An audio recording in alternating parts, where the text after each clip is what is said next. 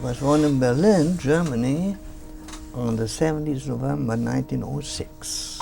When you were growing up, what was it like to be Jewish in your town? At that time in Berlin there was no difference. It was fine. It was perfectly normal, like everybody else. Well, I grew up, went to school with everybody else. I mean, MS school, high school, college, medical school. No discrimination at all at that time.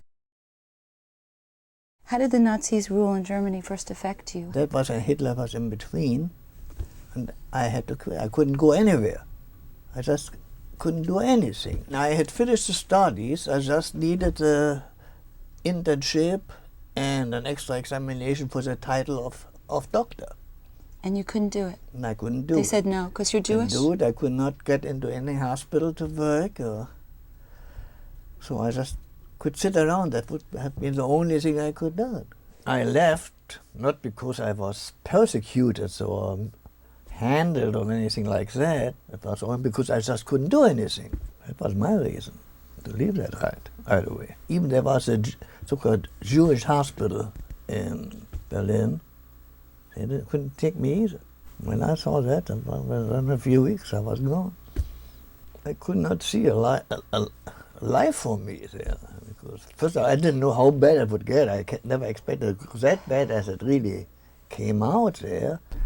I got out very fast. I mean, see, I finished my rotation at the end of March, and I left Germany on the 20th of May, 1933. If I wanted to do anything, I had to leave. Did you have to leave your whole family then? You left your whole family behind? Yeah. Yeah, I went by myself. How old were you then? I was even only 26, since my birthday is in November, so it was extremely hard for me to go away. But I knew it had to be done. There was no hope for me there. My friends in the sport club were gone. I mean, I couldn't go there anymore. Couldn't do anything anymore. It hurt. What do you think would have happened to you if you'd stayed? I don't know. I mean, eventually most probably would have ended up in a concentration camp, I imagine. I always intended to go to the United States, but I had no way to get there. And I had a connection which made it possible for me to go to Italy. Was it hard for you to get to Italy then, or was it very easy? Could you just leave? No, I went to London, to England, from Germany. I had some acquaintance there. He knew a professor there and sent me recommendation for that. That was the reason I went to Italy. And that was the right choice then. So you needed to know somebody there who could get you a contact in order to even study there. So you could have gotten stuck. Once I got in of it, but that professor, he helped me to get into the university and so on. I mean, I could not get work, but I could finish my studies there to finally make my title as doctor. Did a little volunteer work at the clinic and got paid sometime for some surgery as a professor, but generally I had no money. Nothing to eat and nothing to do. It doesn't feel good, I tell you that. The first 2 years, I'm 34 and 35, twice I went back to Berlin for a visit. 34 was my father's 70th birthday, so I went there. And then I went more for a week or so in 35. But that was it. That was the last time I was in Germany. Hitler came visiting Mussolini in Rome. And I was in Naples at that time.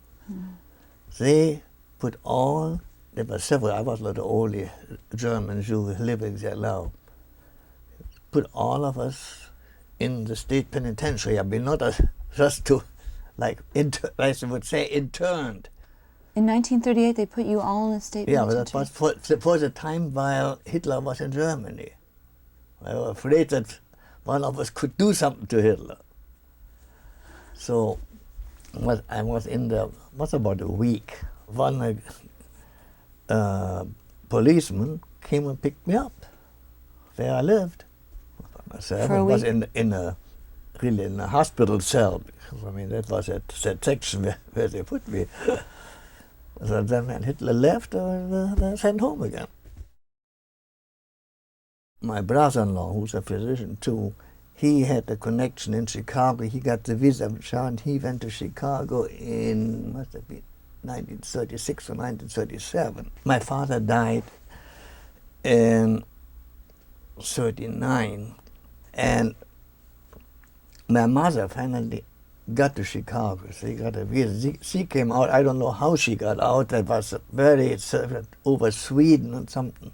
Somebody helped her to out, but all by herself. Then she went to my sister and brother-in-law, stayed with them. So they were all there in Chicago. I was always waiting right for my relatives in Chicago to get me the visa, Nothing.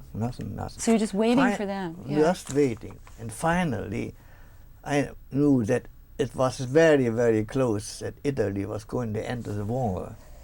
But in that case, I certainly would have been unable to leave anymore.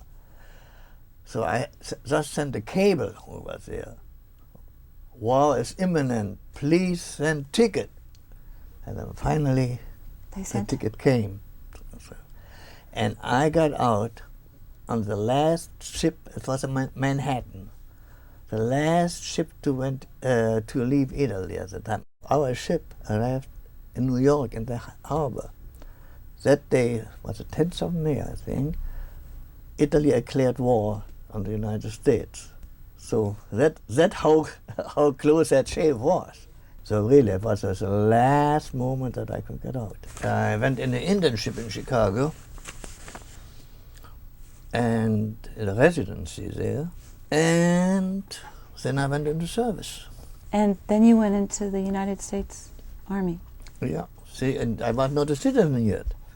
So I went in as a private. What year was that?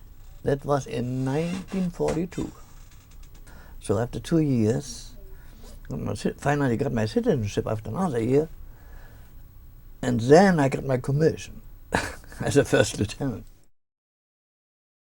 The impact that Hitler had on you? Well, it just cut off my life, and I had to make a new one.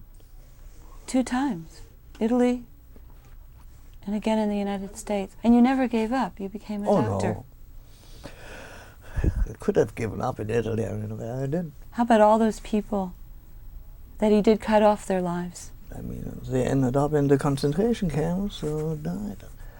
I have no close relatives who went there, but some cousin and some acquaintances disappeared. I never heard from again. What was the dominant feeling? Well, as far as looking back, as far as Germany, Hitler, it was rage. But I always have been a great optimist, so I always thought everything would come out all right eventually. But I don't think it ever can happen like it before. I mean, I don't think it can ever be done. You don't think it would ever? You don't think there'd ever be another Hitler? I don't think so. See, the generation now, they didn't live at that time, but they knew they have learned what happened. I think they know. I don't think they're going to. Anything like that could happen again. If you had a message to leave, what would that be? Be optimistic like I am, and always try to see the best in everything.